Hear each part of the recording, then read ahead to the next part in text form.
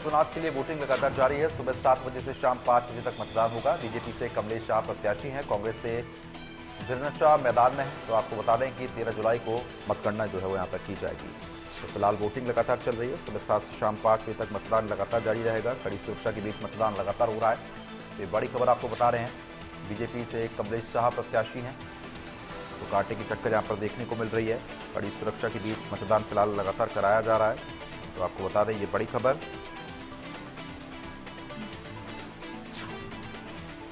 ये बड़ी जानकारी है इस वक्त की। 13 जुलाई को मतगणना होगी। तो कांग्रेस से धीरेन्द्र शाह मैदान में है। तो आपको बता दें कि 13 जुलाई को मतगणना की जा रही है। अमरवाड़ा उपचुनाव के लिए वोटिंग फिलहाल लगातार चल रही है।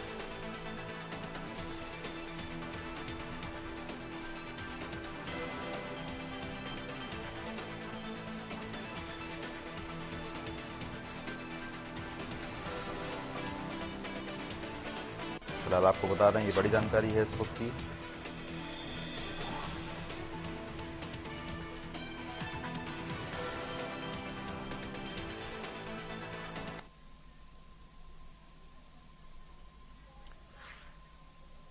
अफाक हुसैन हमारे साथ जुड़ चुके अपडेट देने के लिए। अफाक, जिस तरीके से उपचुनाव को लेकर लगातार वोटिंग चल रही है, क्या अधिक अपडेट अभी मिल पा रही है?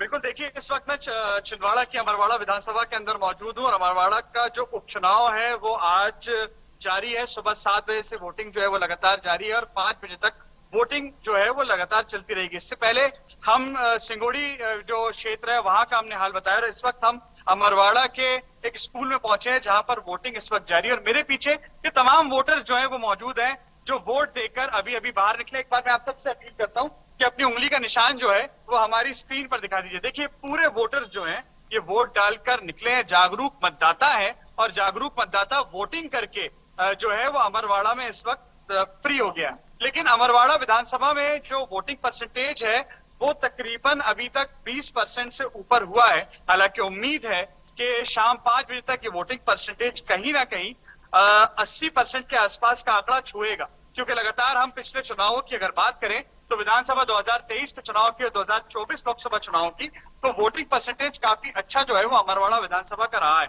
और बेहद दिलचस्प चुनाव है प्रद्युमन ये, क्योंकि राजा कमलेश शाह जो कि कांग्रेस पार्टी के विधायक थे और भारतीय जनता पार्टी में शामिल हो गए लोकसभा चुनाव में, उनको भारतीय जनता पार्टी ने 2024 का उपचुनाव है उसमें अपना प्रत्याशी बनाया और वहीं कांग्रेस पार्टी ने आंचल कुंड वाले बाबा जी के जो बेटे हैं धीरेन्द्र शाह उनको मैदान में उतारा है। टसल वाला मुकाबला है, लेकिन कहीं ना कहीं जो है एक त्रिकोणीय मुकाबला भी ये हो जाता है, क्योंकि गोंडवाना गणतंत्र पार्टी का भी आक्षेप इस क्षेत्र में है।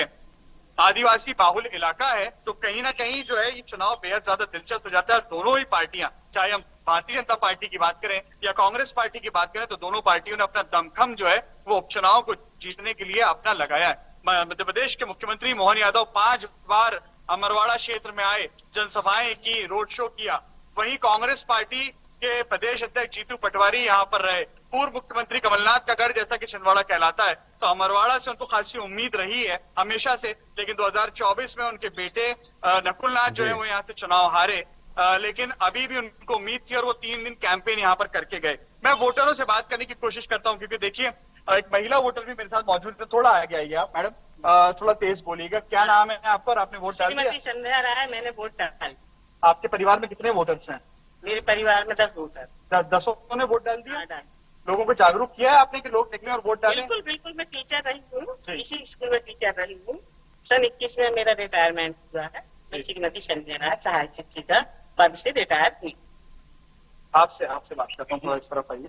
जी सर, क्या नाम है आपका? वोट डाल दिया? राघवेंद्र राय नाम है मेरा। वोट डाल दिया मैंने, विकास को वोट दिया। विकास कौन है?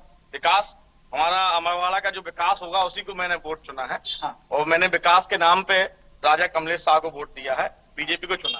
सीधा सीधा भारतीय जनता पार्टी के पक्ष की बात? बिल्कुल, भाजपा के पक्ष की बात करता हूँ। जो विकास करेगा वो इस देश में राज करेगा, तो मैं तो विकास के साथ जाऊंगा और विकास बीजेपी ही करती है। और राजा कमलेश शाह की बात है तो उन्होंने विकास को चुना। राजा कमलेश शाह इससे पहले कांग्रेस पार्टी में जी, तो इसके पहले उन्होंने विकास नहीं किया, अचानक से आपको ऐसा लगने लगा कि अब वो विकास करेंगे? चले गए। कमलनाथ जी के 70 साल कांग्रेस 70 साल कमलनाथ जी का जो झूठ प्रचार था छिंदवाड़ा मॉडल, वो सबने देख लिया, इसलिए उनका जो गढ़ है वो ढह गया। जो कहते थे कमलनाथ गढ़ है वो ढह चुका है। आज हमारे बंटी साहू जी सांसद सिर्फ अमरवाड़ा लोकसभा से 15, अमरवाड़ा विधानसभा से 15,000 वोट से ज्यादा वोटों से जीते हैं। और आज कमलेश शाह जी है, उन्हें देखा कि हमने 12 साल 3 बार जीतने के बाद विकास नहीं कर पाए, तो उन्होंने सिर्फ विकास को देखा, जनता की मांग को देखा कि मुझे जनता के लिए, मेरे आदिवासी भाइयों बहनों के लिए कुछ करना है। तो उन्होंने आगे जाकर बीजेपी का दामन थामा और अब बीजेपी के साथ आगे बढ़कर वो आदिवासी भाइयों को दूर अंचल 2020 में क्यों नहीं चले गए कमलेश शाह? 2020 में नहीं लगा उनको कि विकास कराना है मुझे अमरवाड़ा क्षेत्र का, तो अभी चला जाता हूँ, पहले ही चला जाता हूँ सर। देखिए, अंतरात्मा जब जाग जाए जिसकी, वो तो अंतरात्मा है उनकी, अब आए कि हाँ भाई उन्होंने सोचा मैं विकास कर लूंगा कमल जी करवा देंगे, कमलनाथ जी करा देंगे, लेकिन कमलनाथ जी ने कुछ नहीं करा। बाद में उन्होंने थक हार कर राजा कमलेश शाह के सीधे सीधे समर्थक नजर आते हैं, यानी भारतीय जनता पार्टी के कार्यकर्ता भी हैं, कहीं ना कहीं ये वोटर जरूर है। आपसे बात करता हूँ, आप थोड़ा आगे आइए। क्या नाम है आपका और वोट डाल दिया आप? संजय खुराना नाम है, वोट डाल दिया मैं। चौंकाने परिवार में 12 वोटर है, आधे लोगों ने डाल दिए, बाकी डालेंगे। चौंकाने वाले नतीजे आएंगे ये इस चुनाव, चौंकाने वाले आएंगे। 2024 में भी चौंकाया छिंदवाड़ा के रिजल्ट की। नकुलनाथ जहाँ जीतने की एक तरफ लोगों को उम्मीद थी, नकुलनाथ हार गए, चौंक गया छिंदवाड़ा। अब तो चौंकेगा, थोड़ा सा ऐसा लगता चौंकेगा, चौंकाने वाले आएंगे परिणाम। देखिए उपचुनाव, आप लोग तो यहीं के रहने वाले हैं, उस चुनाव में भारी ताकत जो है कांग्रेस पार्टी ने और भाजपा ने, दोनों तो बड़ा दिलचस्प लगा होगा चुनाव। बहुत दिलचस्प रहेगा चुनाव और बहुत ही चौंकाने वाले नतीजे सामने आएंगे। देखिए, अपने अपने सबके दावे हैं, अपनी अपनी बात कहते हैं लोग। जब दोनों ही पार्टी के समर्थक मिल जाते हैं तो इसी तरह की बात होती है। कहते हैं कि विकास को वोट दिया है, दूसरे कहते हैं कि चौंकाने वाले रिजल्ट आएंगे। हालांकि मतदान अभी जारी है, 5 बजे तक मतदान होगा, 7 बजे से मतदान जारी है। 20% से ज्यादा जो है मतदान वो अमरवाड़ा में दर्ज कर लिया गया है। तो आने वाले वक्त में ये जो मतदाता है, ये किस पर आशीर्वाद अपना बनाते हैं, किसकी किस्मत खुलती है, ये 13 तारीख को प्रद्युमन साफ हो जाएगा। लेकिन कहीं ना कहीं जो अमरवाड़ा का चुनाव है ये दिलचस्प होता हुआ नजर आ रहा है। जी प्रद्युमन। एक तरफ जिस तरीके से हाल ही में लोकसभा चुनाव के नतीजे आए, भारतीय जनता पार्टी ने बेहतर प्रदर्शन किया, उसके बाद अब उपचुनाव हो रहा है, क्या समीकरण और बन सकते हैं? बिल्कुल, देखिए जिस तरह से मध्य प्रदेश में 2024 के चुनाव में 29 की 29 लोकसभा में भारतीय जनता पार्टी जीती और छिंदवाड़ा जिससे कांग्रेस को सबसे ज्यादा उम्मीद थी वो भी भारतीय जनता पार्टी ने जीती है। हालांकि ये बात नहीं भूलनी चाहिए प्रद्युमन के भारतीय जनता पार्टी इसको लगातार आकांक्षी सीटों में गिन रही थी, क्योंकि 2019 में एकमात्र छिंदवाड़ा एक ऐसी सीट थी जिस पर कांग्रेस पार्टी ने जीत हासिल की थी। यानी पूर्व मुख्यमंत्री कमलनाथ के बेटे पूर्व सांसद नकुलनाथ यहाँ से जीते थे।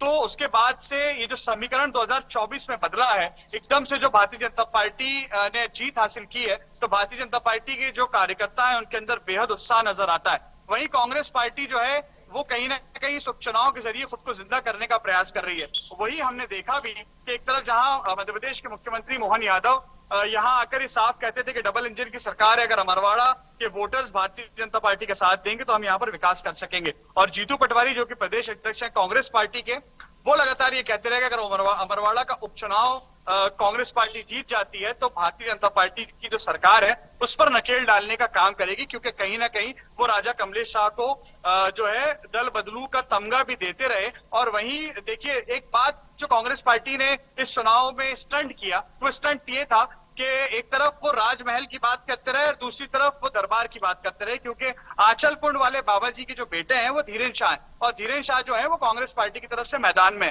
देखिए वहीं एक समीकरण बहुत अहम भी हो जाता है प्रद्युमन, क्योंकि गोंडवाना गणतंत्र पार्टी का भी खासा यहाँ पर हस्तक्षेप है। और लोकसभा चुनाव में हमने देखा कि गोंडवाना गणतंत्र पार्टी के जो प्रत्याशी हैं देव रावण भलावी, वो 50,000 से ज्यादा मत ले गए और इस बार भी देव रावण भलावी इस उपचुनाव में मैदान में है। हालांकि 9 प्रत्याशी है, टोटल 9 प्रत्याशी है ना, 9 प्रत्याशी मैदान में है। तो ये तीनों पर जो है सबकी नजर रहेगी, लेकिन जो मुकाबला है वो कांग्रेस और भारतीय जनता पार्टी के बीच में ही होता हुआ नजर आएगा। कुछ और युवा भी मेरे साथ जुड़ रहे हैं। ठीक है, मैं रोकना चाहूंगा आपको।